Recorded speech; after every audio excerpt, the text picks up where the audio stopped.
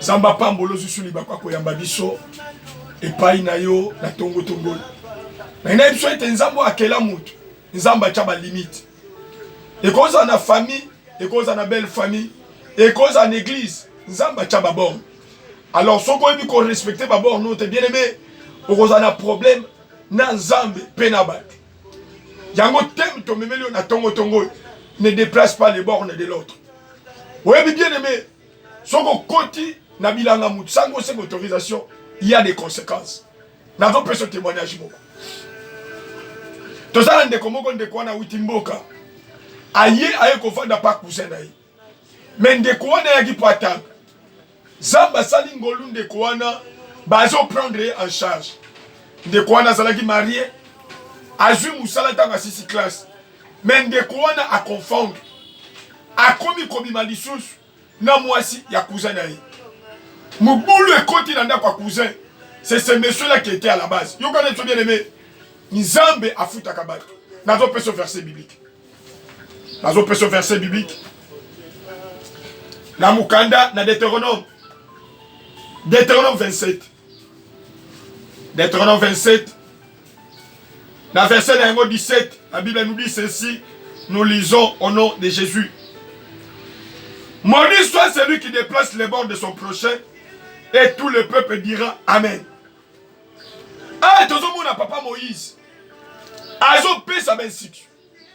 Mais azo le bête moto, azo déplacé bord na muninga. Mutua na zana suya malédiction. Combien de faillots vandia ont déplacé pe bord na bat. Deux les mots créé ba problème pour balongo la mutu yo côte. Yo gane bisayo. Ndeko na pe son témoignage. A combien kobimana moi si cousin na yi. Na kata ndeka cousin mubule côte. Mes ententes côte. Mais yo kana bisayo. Parce que ndeko atalaki a combattre. Azwaki musala place à bien azo simambo. Abani ko tcha des autres na foyer ndeko na ye. Lelo na zolo banon ndeko wana akotisa mabele. Ndeko wana kufa abelite. Bien aimé ye wana akotisa mabele. Yo kana bisayo.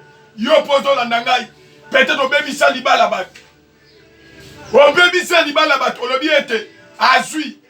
Akomona mobale mutu azalakaki. Na tongo na biso bien aimé. Nzamba chaba limite. Lelo nazo bonde na kombo na Yesu. Bien aimé bongo la motema Dieu t'aime. Avant makabe bande la vie na yo. Nazo bonde la yo bongo la motema.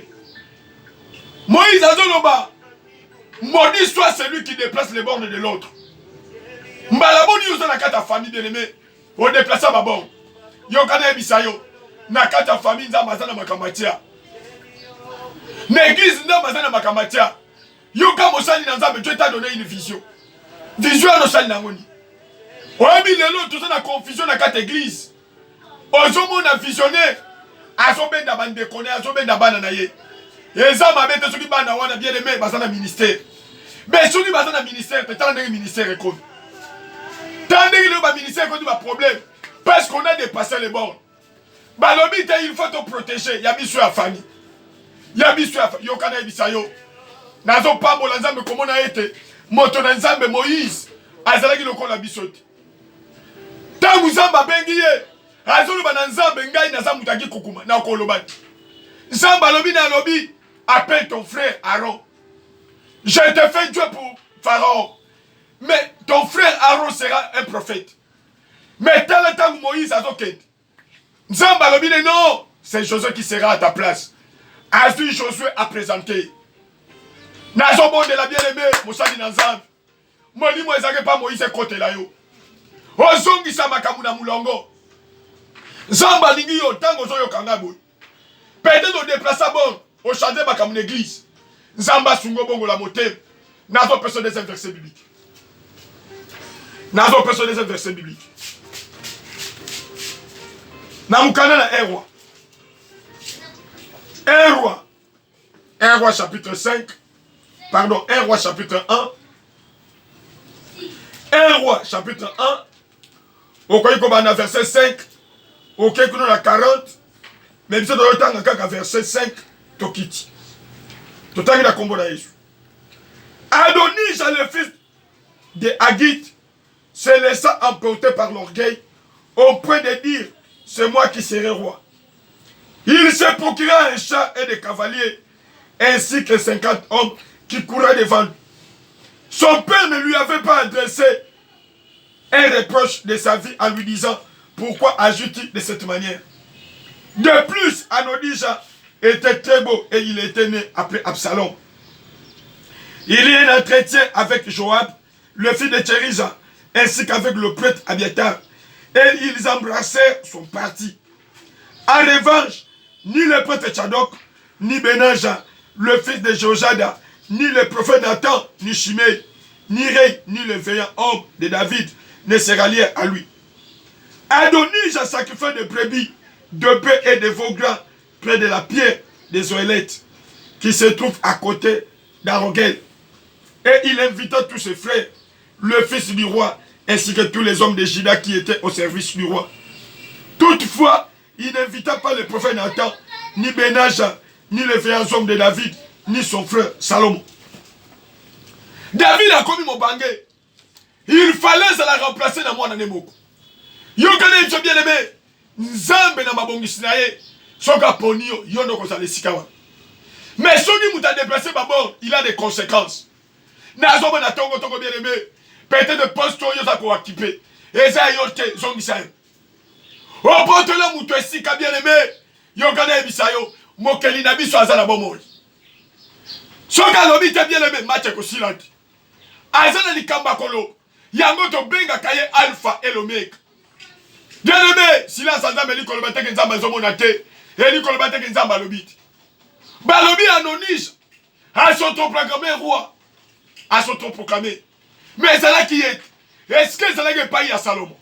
Yo kana zo bien aimé. Avant makame comme le pire, na bonde yo bongo la moté. Balobi est anonige à là qui le boutalolé, un orgueilleux. La Bible dit Dieu résiste aux orgueilleux, il fait grâce aux hommes. À cause bien aimé à l'olègue, t'as nous déplacé bord nabat. À cause à l'olègue. Balobi Dieu fait grâce aux ailes. Dans un monde de la Mikita, Zamba Tombola yo. Ozo eska wana ponani, t'as des comélios macam.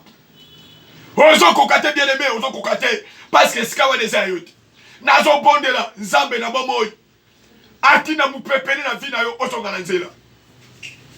Balobi abani commissaire le col à Mokoz. Batubazo ya kokuma melaye, mais ce n'était pas sa place. Bien aimé, à comment kokim. Parce que tant que David a décidé de faire place à comme, il y a comment kokim. Yo gagne bibelobi. Yo gagne bibelobi. Kaka na un roi wana un. Na verset na yango 11, yo gagne bibelobi. Alors Nathan dit à Bathsheba, la mère de Salomon, n'as-tu pas appris qu'Adonija, le fils de Hagit, est devenu roi sans que notre Seigneur David le sache? Va maintenant, je vais te donner un conseil afin que tu sauves ta vie et celle de ton fils Salomon. Bien-aimé Yogana Ibisayo, Nzambe, Awanga na Malobana eti. Balobi dans verset 28, le roi David répondit, appelez-moi Bathsheba. Et l'entend et se présentant devant le roi. Le roi prêta alors ce serment. L'Éternel qui m'a délivré de toutes les détresses est vivant. Je vais agir aujourd'hui conformément à ce que j'étais juré par l'Éternel, le Dieu d'Israël, lorsque j'ai dit, c'est ton fils Salomon qui régnera après moi, c'est lui qui s'assiera sur mon trône à ma place. Balobi David a lobi. C'est-à-dire, Zamba lobi la kaye. Parce que dans le wakala, l'Esprit de Dieu était sur les rois et les prophètes et les sacrificateurs. Il était inspiré par Dieu. C'était Salomon qui devait régner à sa place. Mais Adoni Jayewana a s'autoproclamé. Bien aimé Zala Kimia. Peut-être que Bababoto li au place. Yokana Ebisayo. Nzambe Oyo. Aponda yo. Tangu likamukoloane koko kisama. Okozonga nesikana yo. Balobi Salomon a combattu roi. Salomon a combattu roi. Salomon a combattu roi. Yok. Balobi boy. Tangu David a lobi na Bathsheba. David a péci ordre. A péci ordre. Verset 30. Le roi leur dit, prenez avec vous le serviteur de votre Seigneur. Faites monter mon fils Salomon sur sa mule et faites-le descendre à Guillaume. Là, le prêtre Tchadok et le prophète Nathan les consacreront par onction, comme au roi sur Israël. Vous sonnerez de la trompette et vous direz, vive le roi Salomon. Vous remonterez en marchant derrière lui. Il viendra s'asseoir sur mon trône et il régnera à ma place. C'est lui que j'ai chargé d'être le chef d'Israël et de Juda. Benaja, le chef de Jojada, répondit au roi, Amen.